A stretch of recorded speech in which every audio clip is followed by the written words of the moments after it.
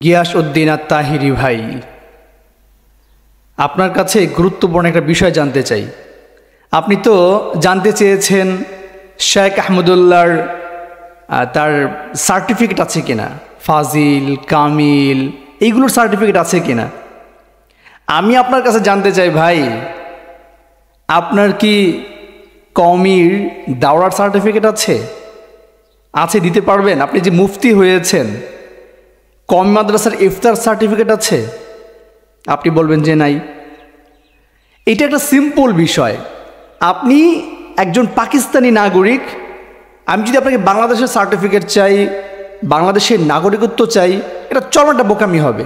আপনি বাংলাদেশের নাগরিক, আপনার কাছে যদি আমি পাকিস্তানের নাগরিকত্ব চাই, ভুটানের নাগরিকত্ব চাই, আপনার কাছে যদি আমি রাশিয়ার নাগরিকত্ব চাই, এটা একটা চরম বোকামি, একটা বোকামির পরিচয়। যে তার এতটুকু কমন সেন্স নাই যে উনি কোন দেশের, এটা তো আগে জানতে হবে, তারপরে না হয় ওনার কাছে ওই বিষয়ে নাগরিকত্ব চেতে হবে। এখন আপনাকে তো এটা জানতে হবে যে তাকে কমেন্ট করেন যে ভাই আমি তো তার কোনো সার্টিফিকেট পেলাম না। একটা মজার কাহিনী বলি, দেখেন, আমি কিন্তু সচরাচর কোনো ব্যক্তিকেন্দ্রিক আলোচনাটা আমার পছন্দ না, কিন্তু যেহেতু আপনি বলেছেন এই জন্য আমি বলছি যে দেখেন, কখনো যদি আপনার সাথে আমার দেখা হয়, আমি কিন্তু কখনো আমার কোনো আলোচনার মধ্যে আপনি আপনার ব্যাপারে কোনো গালিগালাজ পাবেন না। কারো ব্যাপারে আমি কোনো গালিগালাজ করি না, কিন্তু আপনার সাথে আমার কখনো দেখা হবে আশা করি, তখন পাশাপাশি আমরা কথা বলবো। তো সেই দিন যেন আপনারও মন খারাপ না হয়, আমারও মন খারাপ না হয়। আমি বিষয়টাকে উপস্থাপন করছি আপনাকে অনুধাবন করানোর জন্য, বোঝানোর জন্য। আপনি একটা কথা বলেছেন, হয় বুঝে আসেন নতুবা বুঝিয়ে নেন। আমি এই জন্য বুঝাচ্ছি আপনাকে, খুব সিম্পল একটা বিষয়। আমি আপনার বিষয়টা নিয়ে যখন ঘাটাঘাটি করি, তখন উইকিপিডিয়াতে সেখানে আমি একটা মজার বিষয় দেখতে পেলাম যে সেখানে আপনার কোনো পাতাই নেই। ওনার তো একটা পাতা আছে, সেখানে ফাজিল কামিলের সার্টিফিকেট নাই, সরকারি মাদ্রাসা বোর্ডের সার্টিফিকেট নাই, কিন্তু আপনার ব্যাপারে একটা মজার বিষয় হচ্ছে কোনো পাতাই নাই।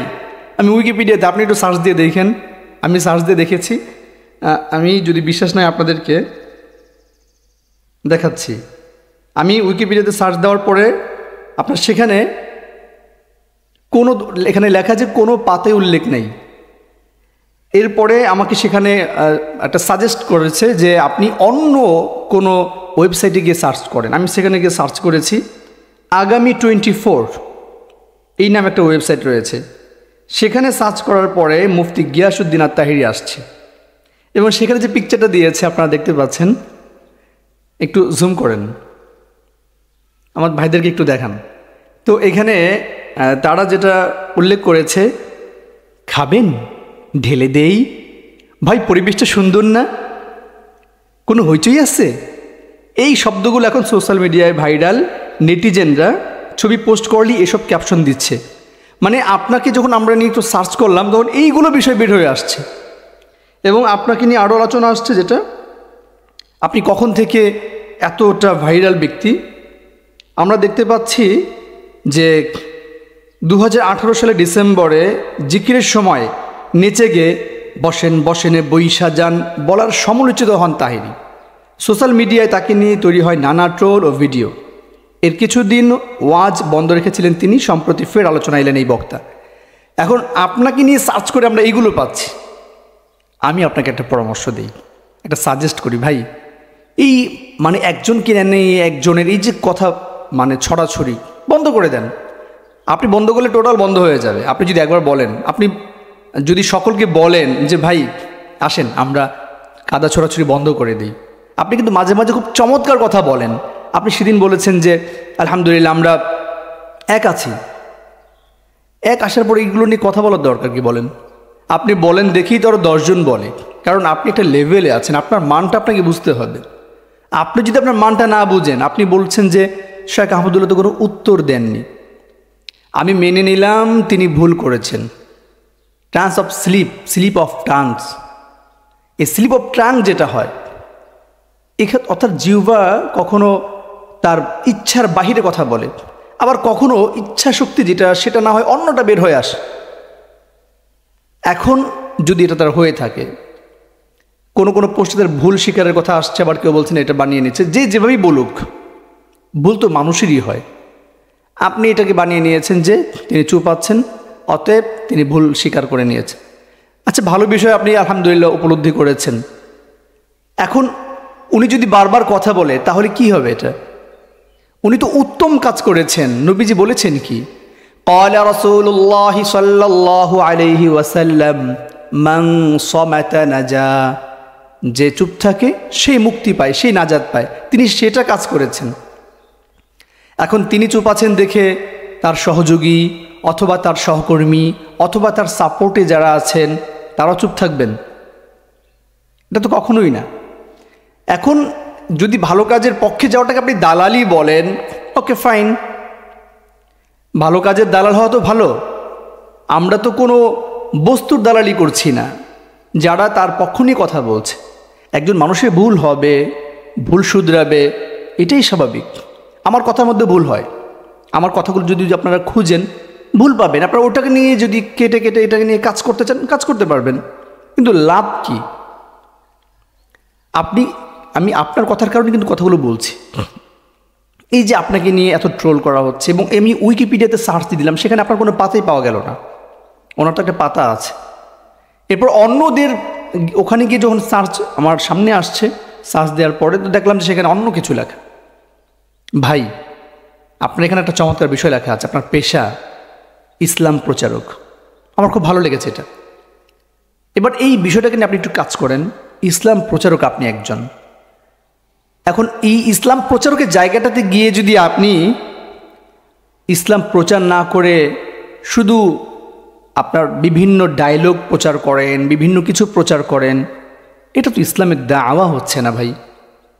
আমি আপনাকে মোহাব্বত করি, সেই মোহাব্বতের জায়গা থেকে বলছি, আপনি একজন দিন প্রচারক, ইসলাম প্রচারক। আপনার এক একটা কথায় হয়তো বা একজন মানুষ হেদায়েত পেয়ে যাবে।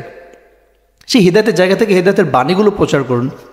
আজকে কত ভাই সালাত পড়ছে না, সিয়াম রাখছে না, রোজা রাখছে না, নামাজ পড়ছে না, তার হজ করার মতো এবিলিটি আছে, সে হজ করছে না। আপনি তাকে বুঝান,